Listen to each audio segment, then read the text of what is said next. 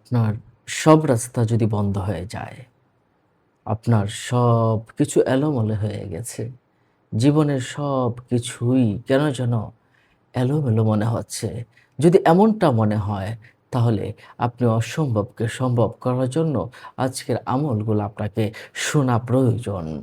আপনি যদি এমন হয়, ব্যবসা করছেন, ব্যবসায় আপনার লস হচ্ছে।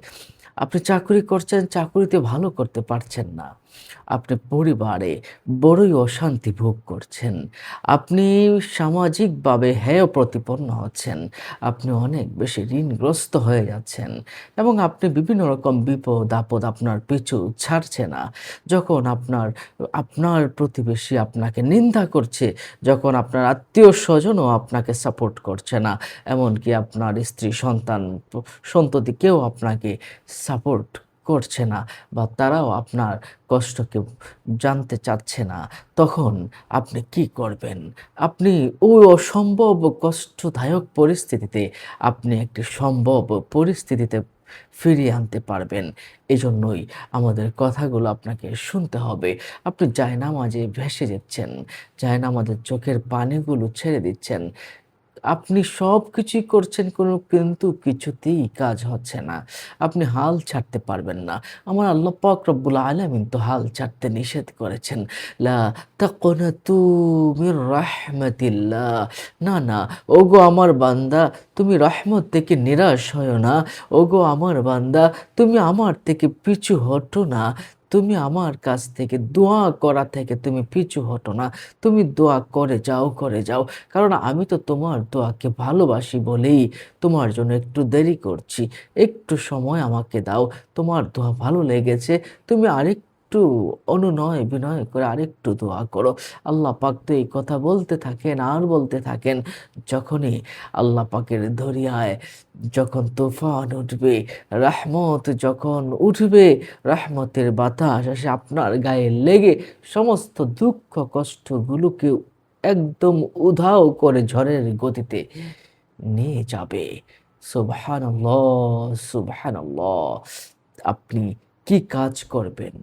আসুন আমরা এই বিষয়টাই আপনাকে জানান দিতে চাচ্ছি। আপনি যদি অনেক ক্লান্ত হয়ে যান, পরিশ্রান্ত হয়ে যান দোয়া করতে, করতে, করতে, করতে, আপনি সবুর ধরবেন। কারণ সবুরে মেওয়া ফলে, সবুরের ফল মিষ্টি হয়। আর সর্বশেষ আল্লাহ পাক তো আছেই। ইন্নাল্লাহা মা'আস সাবিরিন। আল্লাহ পাক রব্বুল আলামিন ধৈর্যশীলদের সাথেই আছেন। পৃথিবীতে এমন কোনো মানুষ নেই যে ধৈর্য ধরেছে কিন্তু ফল পায়নি। এমন কোনো ইতিহাস পৃথিবীতে নেই। যারাই অধৈর্য হয়েছে তারাই অতলে নিমজ্জিত হয়েছে, তারাই শাস্তি পেয়েছে। যারা ধৈর্য ধারণ করতে পেরেছে তারা অনেক, অনেক, অনেক বেশি ফল লাভ করেছে। সুবহানাল্লাহি ওয়া বিহামদি। সবর ছাড়া তো কোনো পথ দেখি না। সবর ধরে, ধরে আল্লাহর কাছে চাইতে হবে। আপনি যদি অসম্ভবকে সম্ভব করতে চান, ৩ টি আমলের বিষয়ে আপনাকে সজাগ দৃষ্টি রাখতে হবে। আপনার সব আটকে যাওয়া কাজগুলো মুহূর্তের ভিতরেই হয়ে যাবে। আর ১ নাম্বার হচ্ছে বেশি, বেশি করে ইস্তেগফার পাঠ করা। আস্তাগফিরুল্লাহ, আস্তাগফিরুল্লাহ, আস্তাগফিরুল্লাহ। এটা পড়লে আল্লাহর রহমতের দরিয়ায় আপনার সুবাতাস বইতে থাকবে, বাড়ি বর্ষণ হতে থাকবে রহমতের। আপনি অধিক সংখ্যকবার পড়বেন, মন থেকে পড়বেন, আল্লাহ তোমার কাছে আমি ক্ষমা চাচ্ছি, আমাকে ক্ষমা করে দাও। মন থেকে যদি পড়তে পারেন, আল্লাহ পাক আপনাকে ক্ষমা করবেন নই ইনশাআল্লাহ। এরপরে আপনার কোরআন শরীফে এবং হাদিস শরীফে আস্তাগফিরুল্লাহ অসংখ্য ফজিলত রয়েছে। দুঃখ কষ্ট দূর হবে, রিজিক বৃদ্ধি পাবে, বিপদ-আপদ দূর হয়ে যাবে, সন্তান-সন্ততি হবে, আপনার পারিবারিক অশান্তি দূর হয়ে যাবে, খেতে ভালো ফসল হবে। সমস্ত কিছুই এই রাহমতের দরিয়ায় ভেসে যাবে যদি আপনি আস্তাগফিরুল্লাহ পড়তে পারেন। ২ নাম্বার হলো সাদকা। আপনি কঠিন মুহূর্তে আছেন, বিপদে আছেন, অভাবে আছেন। ওই সময় আপনি যদি সদকা করতে পারেন, ওই সদকাটাই আল্লাহ পাক রব্বুল আলামিন খুব বেশি পছন্দ করেন।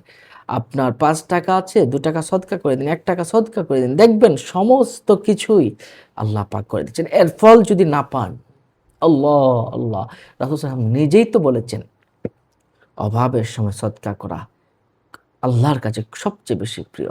সদকার বদৌলতে তার বিপদ দূর করে দেন। হাদিস শরীফে এসেছে, সদকাতুত তারুদ্দুল বালা। আল্লাহ পাক রব্বুল আলামিন বিপদ আপদ, বালা মুসিবতগুলো দূর করে দেন সদকা করার বিনিময়ে। সুবহানাল্লাহ। আসুন সদকা বেশি করে করি। এরপরে ৩ নাম্বার যে কাজটা করতে হবে, তাহাজ্জুদ নামাজ।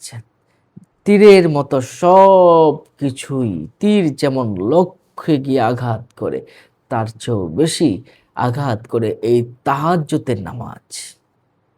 সাথে সাথেই এটার কার্যকারিতা শুরু হয়ে যায়। তাহাজ্জুদ নামাজ পড়বেন, চোখের পানিগুলো ছেড়ে দিয়ে আল্লাহর কাছে, আল্লাহ জীবনভর কত গুনাহ করেছি। আল্লাহ আমি এই বিপদে আছি। আল্লাহ আমি এই সমস্যার ভিতরে পড়ে গেছি। তুমি যদি আমাকে ক্ষমা না করো, তুমি যদি আমাকে এই বিপদ থেকে উদ্ধার না করো, আমি কার কাছে হাত পাতবো? কার কাছে দোয়া করবো? আল্লাহ আমি ঋণগ্রস্ত, আল্লাহ আমি বিপদগ্রস্ত, আল্লাহ আমি সবচেয়ে পৃথিবীতে অনাথ অবস্থায় আছি। আল্লাহ, আল্লাহ, আল্লাহর রহমতের দরিয়ায় বাতাস উঠে যাবে, সেই বাতাস আপনার সবকিছুই দূরীভূত হয়ে যাবে ইনশাআল্লাহ। আপনি ওই সময়টায় সিজদায় পড়ে যদি বারবার চোখের পানিগুলো ছেড়ে দিয়ে লা ইলাহা ইল্লা আনতা সুবহানাকা ইন্নী কুনতু মিনাজ জালিমিন, লা ইলাহা ইল্লা আনতা সুবহানাকা ইন্নী কুনতু মিনাজ জালিমিন, লা ইলাহা ইল্লা আনতা সুবহানাকা ইন্নী কুনতু মিনাজ জালিমিন, লা ইলাহা ইল্লা আনতা সুবহানাকা ইন্নী কুনতু মিনাজ জালিমিন পড়তে পারেন। আল্লাহ সুবহানাহু ওয়া তাআলা আপনার বিপদ, আপনার মুসিবত, আপনার চিন্তা, দুশ্চিন্তা, অভাব, ঋণ সবকিছু আল্লাহ পাক রব্বুল আলামিন দূর করে দিবেন। সুবহানাল্লাহি ওয়া বিহামদিহি। তাহলে এই ৩ টা কাজ আপনাদের করতে হবে। আস্তাগফিরুল্লাহ পাঠ করা, সাদকা করা আর তাহাজ্জুদ নামাজ আদায় করা। আসুন আমরা এই বিষয়টা একটু বেশি, বেশি করি। আল্লাহ পাক আমাদের তৌফিক দান করুন। এমন ধরনের ভিডিওগুলো পেতে চ্যানেলটিকে সাবস্ক্রাইব করে রাখুন। ভালো থাকুন। আসসালামু আলাইকুম ওয়া রাহমাতুল্লাহ।